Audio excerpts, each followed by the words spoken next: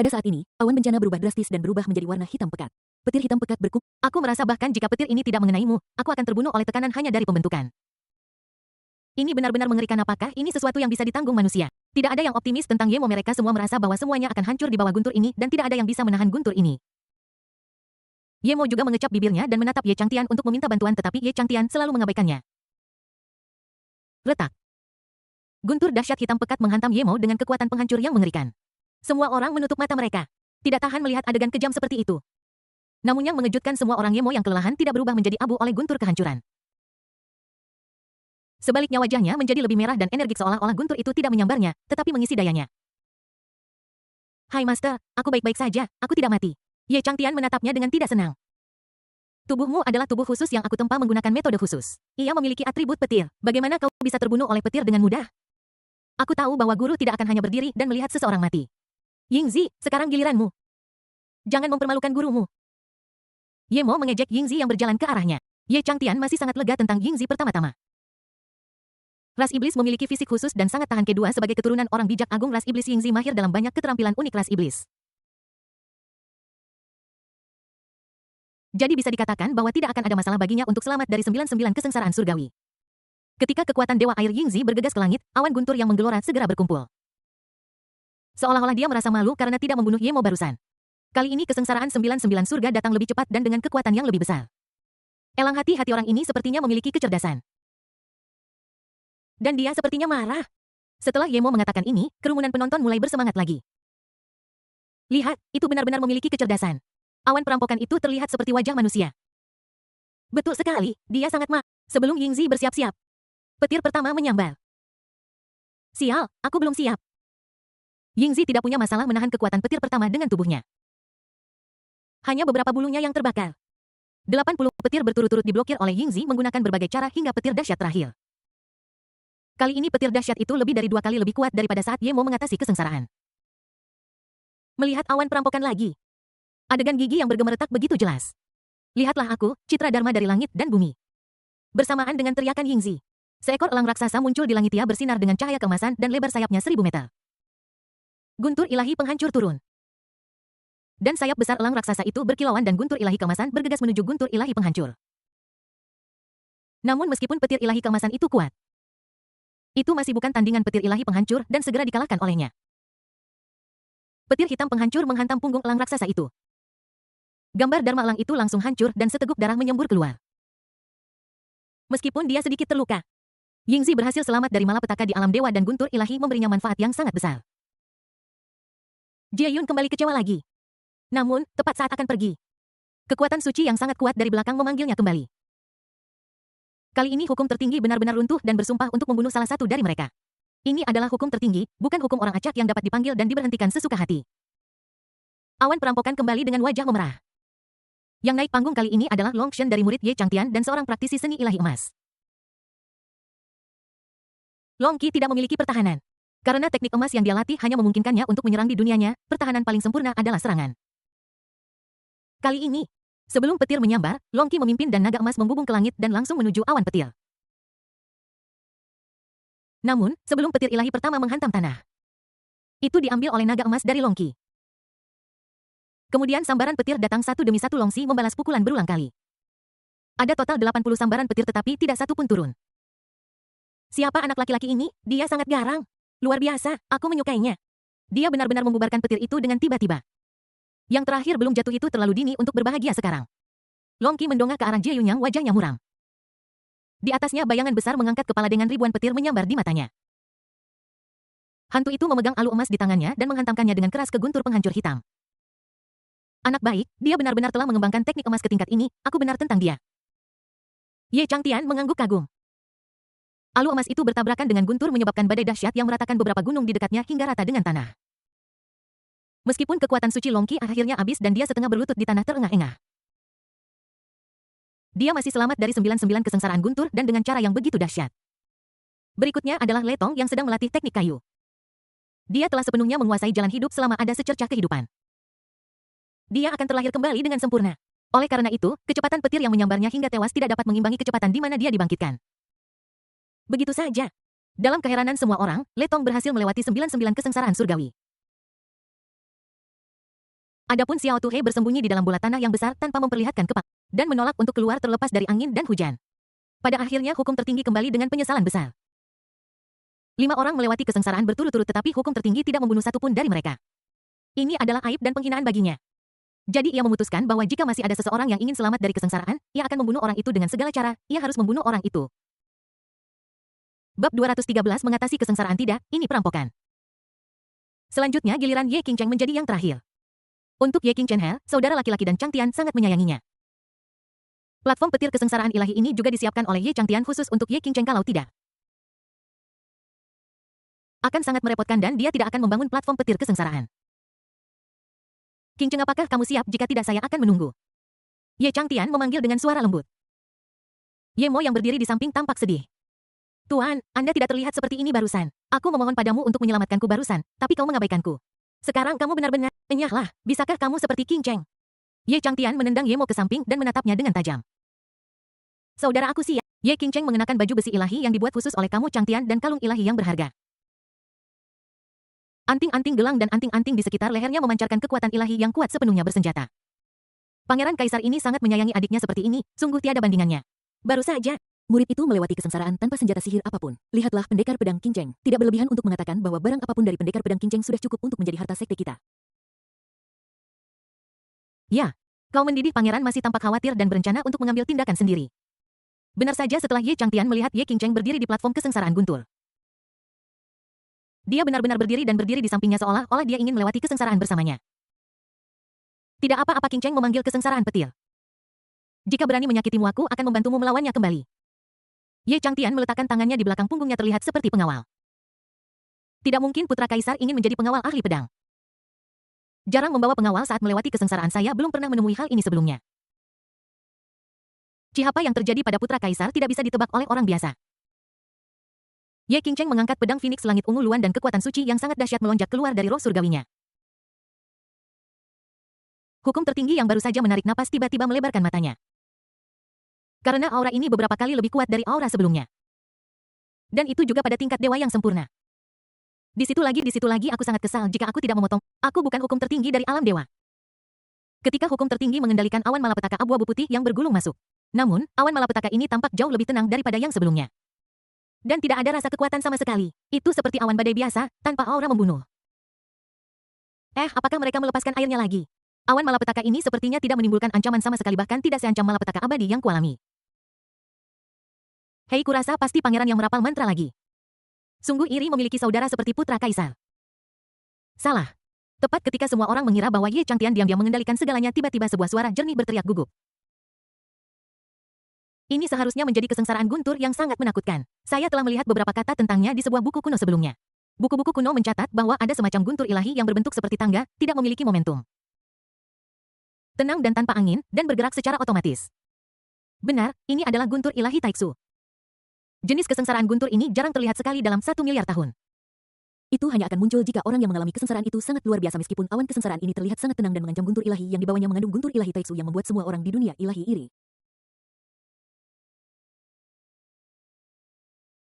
Orang yang berbicara adalah Qiao Xuangshuang. Dan hanya dia yang tahu kengerian guntur ilahi ini. Benar saja, detik berikutnya cuaca tiba-tiba berubah. Seolah-olah dunia akan runtuh, seluruh alam Zixiao menjadi gelap dan rasa takut yang kuat memenuhi hati setiap orang.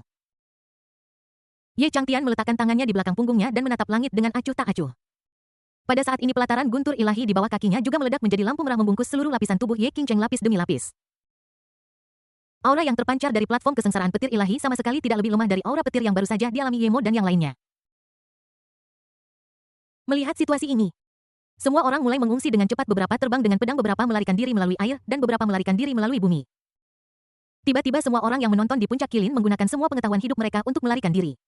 Awalnya saya berpikir bahwa saya bisa menyaksikan para dewa dan makhluk abadi mengatasi kesengsaraan dan mungkin mendapatkan beberapa wawasan dari mereka untuk menembus hambatan dan mencapai tingkat yang lebih tinggi. Namun, saya tidak pernah menyangka bahwa hidup saya akan berada dalam bahaya. Ye Chang Tian menyipitkan matanya sedikit melambaikan tangannya. Dan perisai emas besar menutupi kepala orang-orang yang tersisa. Karena kami mengundang mereka untuk datang dan menonton bos secara alami akan menjaga mereka tetap aman. Lihatlah para pengecut ini. Mereka berlari lebih cepat dari kelinci. Ye Mo berkata dengan sinis jijik. Ini adalah sifat manusia saat menghadapi bahaya. Reaksi pertama adalah melarikan diri. Yingzi mengatakan ini sambil menyilangkan kakinya. Pada saat ini, sebuah wajah tua muncul dari awan malapetaka. Itu adalah semangat hukum tertinggi dari dunia ilahi.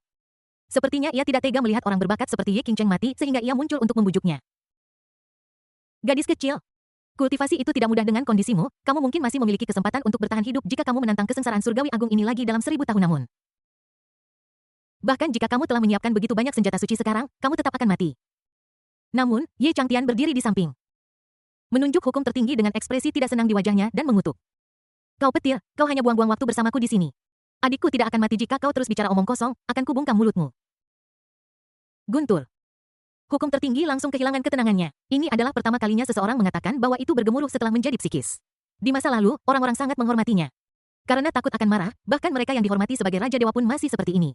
Namun, hari ini, bocah lelaki muda ini benar-benar berani bersikap kasar padanya. Karena kamu mencari kematian, aku juga tidak akan sopan. Awan petir kembali berkumpul, tetapi kali ini awan itu tampak beberapa kali lebih kuat dari sebelumnya. Jelas bahwa hukum tertinggi marah dan meningkatkan kesulitan kesengsaraan Guntur. Kara. Petir berwarna-warni yang sangat indah turun dan langsung menyambar Ye Qingcheng. Meskipun Ye Changtian bisa saja menghalangi kesengsaraan petir itu sepenuhnya, dia tidak bisa melakukannya. Manfaat dari kesengsaraan Guntur sangat banyak. Tidak hanya dapat memperkuat tubuh tetapi juga menyublimkan jiwa dan membuat kekuatan ilahi lebih murni dan lebih kuat.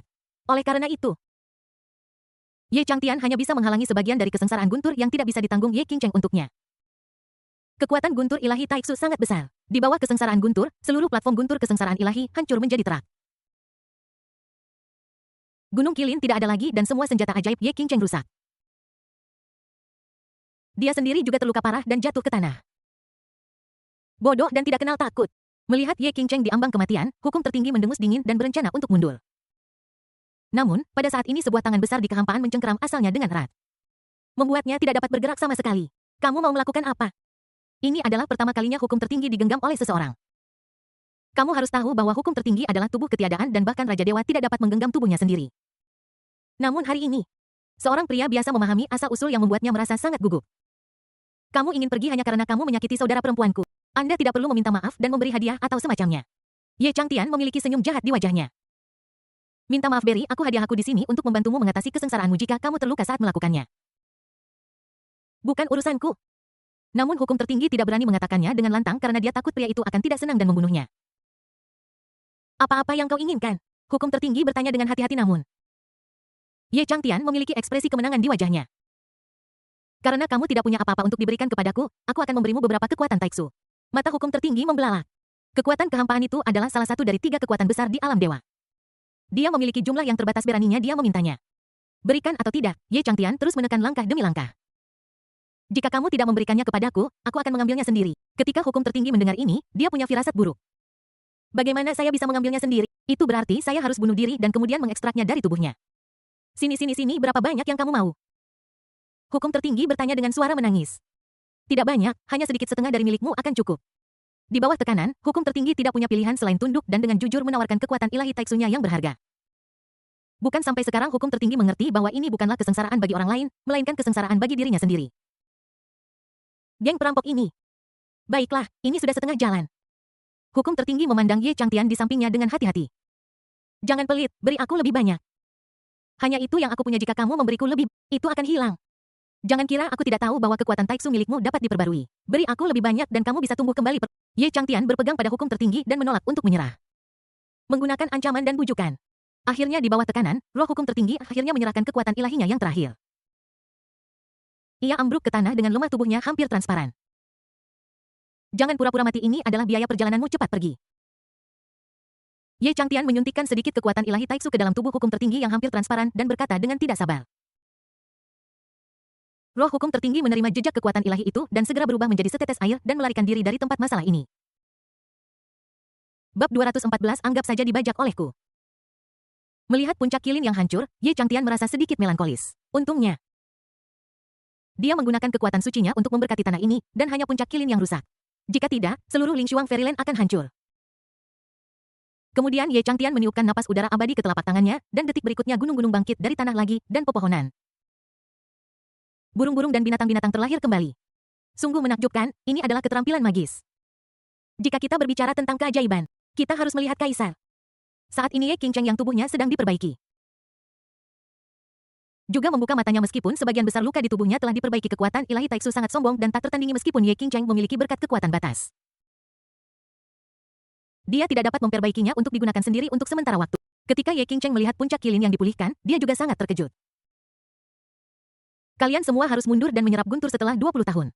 Gerbang menuju alam ilahi akan terbuka dan Anda dapat naik ke alam ilahi. Faktanya, mereka tidak membutuhkan waktu sebanyak itu untuk menyerap kekuatan guntur dan kilat. Hanya saja Ye Qingcheng membutuhkan waktu sebanyak itu untuk menyerap kekuatan ilahi Taixu. Tuan, apakah Anda akan melakukan perjalanan panjang? Ye Mo memiringkan kepalanya dan menatap Ye Changtian. Sudah 16 tahun. Saya harus pergi dan membuka Yuansen untuk kedua tetua. Jika sudah terlambat saya khawatir sesuatu yang tidak terduga akan terjadi. Dunia ilahi berbeda dari dunia langit ungu. Di dunia ilahi dibutuhkan 10 tahun untuk melahirkan seorang anak dan satu reinkarnasi membutuhkan waktu 6 tahun. Kebetulan kedua tetua lahir tahun ini. Jika jiwa mereka tidak dibangkitkan pada waktunya, mereka mungkin diperlakukan sebagai mugel tanpa kualifikasi dan kekuatan ilahi di dunia ilahi. Oleh karena itu, Ye Changtian harus pergi ke alam dewa untuk menemukan dua lelaki tua untuk membangkitkan jiwa mereka. Jin Wudik Xiao Yufeng Wuxuan Ming dan Hu Mei, kalian berlima akan melindungi Qingcheng saat mereka naik ke alam ilahi. Aku akan datang mencari kalian saat waktunya tiba. Sebelum pergi, Ye Changtian mengirim pesan kepada 5 orang yang sedang memulihkan diri di bawah pohon dunia.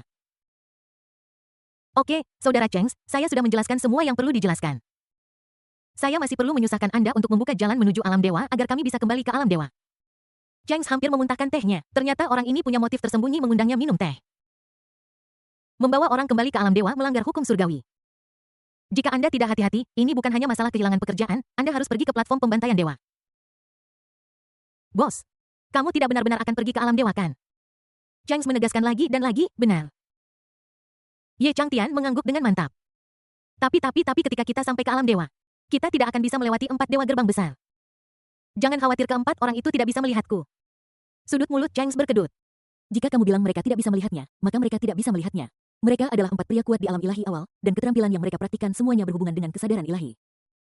Kesadaran ilahi mereka berempat seluas lautan, dan dewa dan manusia biasa tidak dapat lepas dari persepsi mereka sama sekali. Melihat Cheng masih tidak mempercayainya, Ye Changtian memutar matanya dan berkata, jika kamu benar-benar tidak mempercayaiku, anggap saja dirimu disandera olehku. Itu pasti lebih baik, kan? Pembajakan. Cheng membuka mulutnya lebar tanpa bisa berkata-kata. Namun detik berikutnya dia benar-benar dibajak. Aku melihat seluruh tubuhnya dililit tanaman rambat di suatu titik dan ujung tanaman rambat lainnya berada di tangan Ye Changtian. Cheng bahkan lebih kehilangan kata-kata penculikan ini terlalu konyol. Bagaimana bisa mereka mengikat dewa dengan rotan benda ini bahkan tidak bisa mengikat seseorang. Namun, dia mencoba beberapa kali untuk menggunakan kekuatan ilahinya untuk melepaskan diri dari tanaman rambat, tetapi tanaman rambat yang tampak biasa itu tidak bergerak sama sekali. Simpan energimu apa lagi kamu? Bahkan keempat dewa gerbang pun bodoh itu tidak bisa membebaskan diri jika diikat olehku. Saat dia berbicara, Ye Changtian meraih tanaman merambat dan terbang ke udara dalam tatapan terkejut. Semua orang dia melewati lapisan pintu keemasan yang menyilaukan dan menghilang di depan semua orang. Di pintu menuju alam ilahi, di depan kolam pendakian. 4 Raja Surgawi kekar duduk bersila di sekitar kolam pendakian. Mereka tak lain adalah Guangmu, Fei Lian, Guan Shao, dan Ye Sang, 4 Raja Surgawi dari alam ilahi awal yang dikenal sebagai 4 Dewa Gerbang Agung. Karena setiap orang yang naik harus melewati mereka. Keempat orang ini sangat terkenal di alam ilahi. Kesadaran spiritual mereka dapat mencakup kolam pendakian ribuan mil jauhnya, memastikan bahwa bahkan seekor nyamuk pun tidak dapat terbang keluar dari platform pendakian. Di belakang mereka berempat, barisan Dewa Lapis Emas Perkasa berdiri dalam barisan yang rapi. Selama perintah diberikan, Dewa Lapis Emas ini akan melancarkan serangan yang mengerikan. Pada saat ini, sesosok tokoh terbang dengan cepat dari Ascension Pool. Kenapa orang ini tidak memiliki fluktuasi kekuatan ilahi? Detik berikutnya, keempat Raja Surgawi itu melotot dengan marah. Karena ada jenderal ilahi yang tergantung di belakang orang itu. Dan menilai dari kekuatan guntur yang berasal dari jenderal dewa, dia seharusnya menjadi jenderal dewa penegak hukum. Bersiap untuk menghadapi musuh. 4 Raja Surgawi berteriak dengan marah. Dan semua dewa berlapis emas segera mengambil senjata mereka dan membidik kolam kenaikan. Ketika Ye Changtian dan Cheng bergegas keluar dari kolam kenaikan, mereka dikelilingi oleh tentara dan jenderal dewa. Siapa kamu, dan mengapa kamu menculik saya, dewa penegak hukum? Guangmu Tianwang bertanya dengan suara berat. Tetapi ketika dia melihat Cheng dengan hati-hati, dia mulai ragu dalam hatinya. Dia diikat dengan tanaman merambat kering. Jenis yang sangat umum, logikanya, tidak mungkin jenderal penegak hukum ini diikat. Pertanyaan yang sama juga muncul di benak 3 raja lainnya. Cheng, apa yang kamu lakukan? Bisakah tanaman merambat yang layu ini mengikatmu? Bagaimanapun, kau adalah seorang jenderal penegak hukum yang benda yang ada di tanganmu itu adalah Leisa musuh bebuyutan benda ini. Ya. Cheng, meskipun kami temanmu, kamu tidak boleh bertindak terlalu jauh. Rupanya 4 Raja Surgawi juga akrab dengan Cheng dan mereka mengira Cheng sedang bercanda dengan mereka. Tuanku, aku benar-benar diculik, aku tidak bisa melepaskan diri dari tanaman merambat layu ini. Ya, dia benar, aku bisa bersaksi untuk itu. Ye Changtian juga bergema dari samping. Changs, cukup bercanda. Guangmu Tianwang memasang wajah dingin dan menebas tanaman merambat itu dengan pedangnya. Namun, tanaman merambat itu sama sekali tidak berubah penampilannya, bahkan tidak ada bekas pedang yang tersisa. Anda harus tahu bahwa selain kesadaran spiritualnya yang kuat, Raja Guangmu juga sangat ahli dalam ilmu pedang. Meskipun dia tidak menggunakan kekuatan ilahi apapun dalam tebasan pedang barusan, mustahil bagi tanaman merambat mati biasa untuk menahannya. Raja Guangmu mengerutkan kening. Dia mulai percaya bahwa Changs telah diculik. Kemudian dia mengangkat pedangnya lagi dan menebasnya dengan keras pada tanaman merambat yang mati itu. Kali ini dia menggunakan hampir sepertiga. Oh, saya lupa memberitahu Anda. Sulur ini memiliki fitur khusus, ia tidak suka orang lain menggunakan kekuatan ilahi untuk memotongnya. Raja Guangmu menatap Ye Changtian dengan mata terbuka lebar. Apa yang akan terjadi jika saya menggunakan kekuatan suci untuk... Namun, sebelum Ye Changtian bisa menjawab, tanaman merambat itu sudah memberitahunya. Aku melihat tanaman merambat itu bercabang menjadi cabang yang tak terhitung, menyerang Raja Surgawi Guangmu dari segala arah. Guangmu Tianwang yang berpengalaman dalam pertempuran langsung terbang ke udara, tetapi tanaman merambat itu sangat cepat dan menyusulnya dalam sekejap.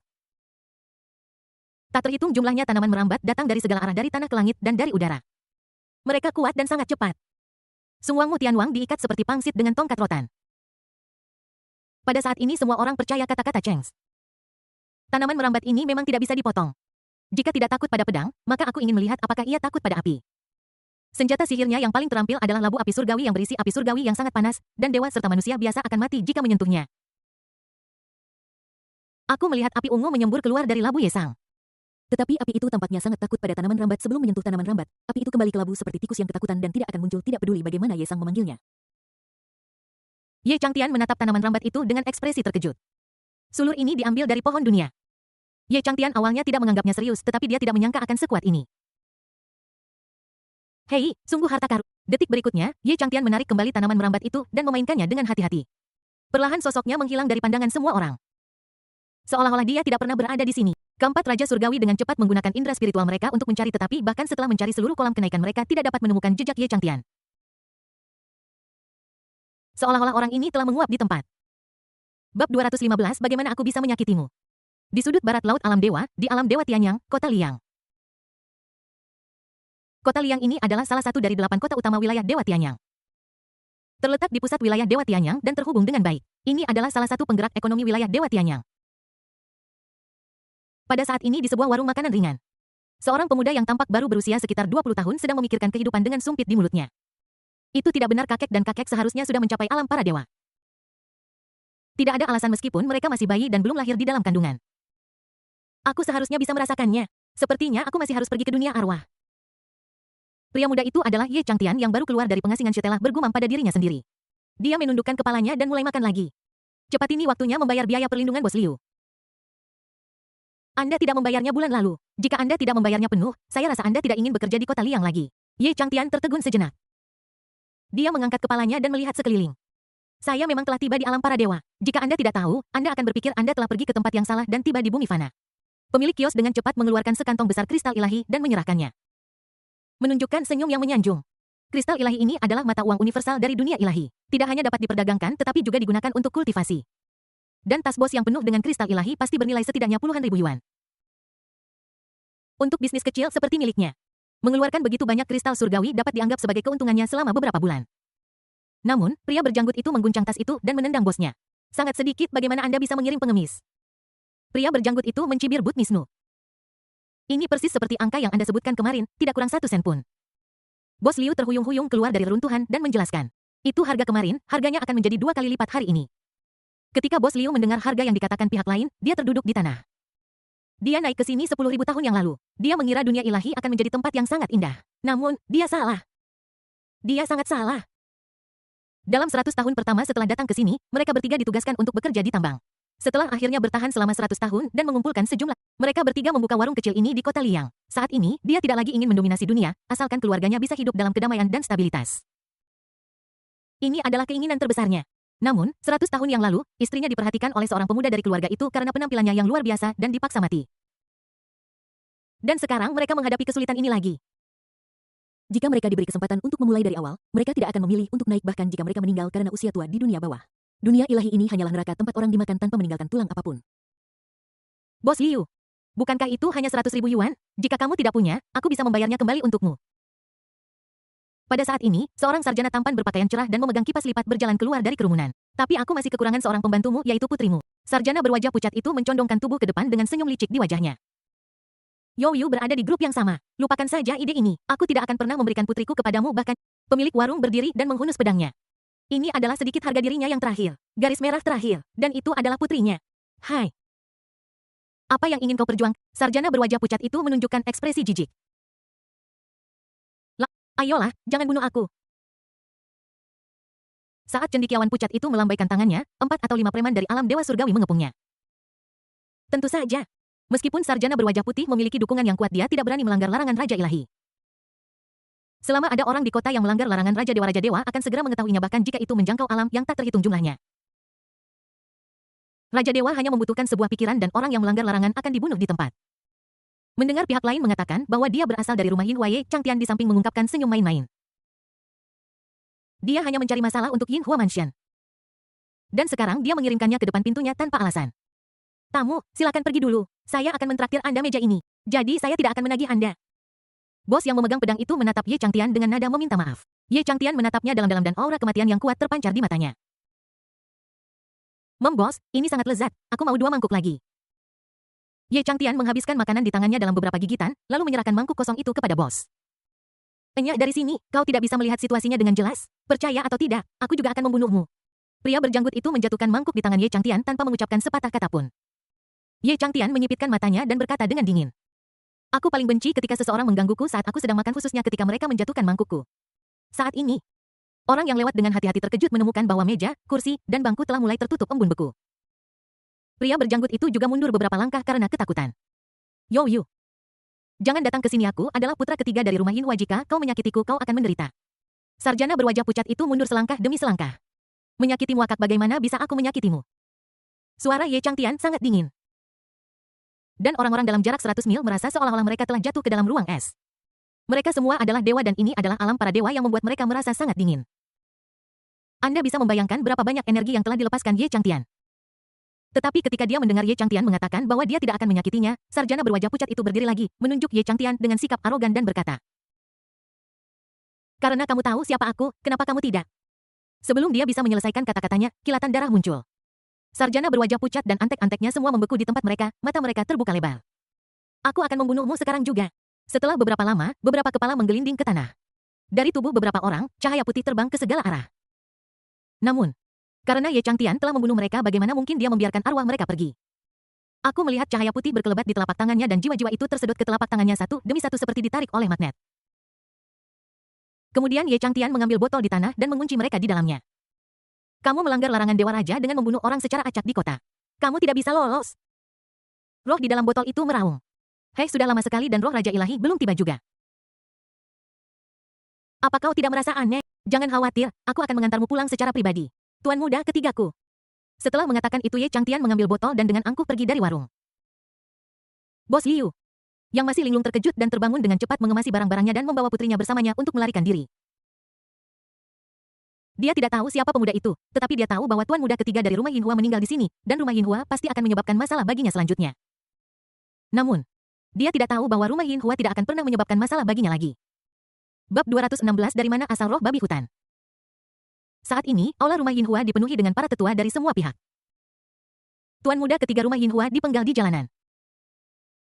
Ini bukan masalah kecil. Meskipun tuan muda ketiga arogan dan mendominasi pada hari kerja dan para tetua sudah lama tidak menyukainya, dia tetaplah tuan muda ketiga mereka. Apakah Anda punya sesuatu untuk dikatakan tentang pembunuhan Liao Li? Orang yang duduk di kursi utama adalah penguasa rumah Yin Hua aja dari tuan muda ketiga Liao Yin Hua. Penguasa rumah Yin Hua yang baru saja menerobos ke alam dewa awal. Siapa yang begitu berani melakukan hal yang begitu kejam kepada tuan muda ketiga rumah Yin Hua ini jelas merupakan deklarasi perang terhadap rumah Yin Hua. Di bawah Lord Yin Hua, seorang lelaki tua berambut hijau dengan marah membanting meja dan berkata, "Tuan muda ketiga memiliki identitas khusus, bagaimana kita menjelaskan ini kepada mereka sekarang? Menurut pendapat saya, masalah ini harus dilaporkan kepada penguasa kota." Pria tua berambut merah di seberang pria tua berambut hijau itu memandang Yin Hua Fujun dengan sangat rasional dan memberikan saran. "Aku sudah memberitahu tuan kota Zuhua dan dia akan segera membawa orang ke rumah Yin Hua. Tablet jiwa linear tidak rusak. Yang berarti bahwa pencuri itu hanya menghancurkan tubuhnya tetapi tidak membunuh jiwanya. Aku ingin tahu apa niatnya." Tuan Yin Hua mondar-mandir di aula dengan tangan di belakang punggungnya. Tuan kota ada di sini tepat saat itu. Seorang pria gemuk dan gemuk masuk dari luar pintu, perutnya yang bundar terkulai di tanah dan lemak di tubuhnya bergoyang setiap langkah yang diambilnya. Wajahnya bengkak dan fitur wajahnya terjepit. Jika Anda tidak melihat dengan seksama, Anda akan berpikir itu adalah babi hutan yang berubah menjadi roh. Saudara Liao, ku dengar Liner mendapat masalah. Zhu Hua bertanya dengan cemas saat dia berjalan ke aula. Jika itu orang lain dia mungkin tidak begitu cemas, tetapi yang bermasalah adalah Liao Lin. Meskipun Liao Lin sombong dan tidak populer, dia adalah murid yang secara khusus diminta oleh San Weishan. Apa itu San Weishan? Ini adalah sekte misterius dengan Raja Dewa yang bertanggung jawab, dan itu adalah eksistensi yang dapat bersaing dengan Raja Dewa Yang. Dia hanyalah penguasa kota kecil dan tidak akan pernah berani menyinggung keberadaan yang begitu kuat. Ini semua salahku, kakak Zhu Huayaku tidak menyangka Liner akan mengalami hal seperti ini ketika dia pergi keluar. Tidak ada gunanya menyalahkan siapapun sekarang, bukankah mereka mengatakan bahwa lempeng jiwa Liao Lin belum rusak, itu berarti anak itu belum mati, kita masih punya harapan. Semua melakukan penggeledahan menyeluruh di kota Liang, jika ada target yang mencurigakan cepat kendalikan mereka. Ingat, saya lebih baik membunuh pencuri daripada membiarkannya pergi. Saya akan memastikan pencuri itu tidak punya tempat untuk bersembunyi. Zhu Hua melambaikan tangannya dan melemparkan token emas ke udara. Kemudian token itu berubah menjadi cahaya keemasan yang tak terhitung jumlahnya dan tersebar di mana. Saya harap ini tepat waktu. Jika tidak, gunung di luar gunung akan marah, dan Anda dan saya akan berada dalam masalah. Zhu Hua berkata sambil menatap Yin Hua Mansion Lord dengan ketakutan yang tersisa. Namun, pada saat ini, seorang pemuda tiba-tiba muncul di depan pintu Yin Hua Mansion. Pemuda itu mengenakan pakaian sederhana dan sedang bermain dengan botol kristal di tangannya. Dia hendak bergegas masuk ke Yin Hua Mansion. Berhenti, siapa kamu?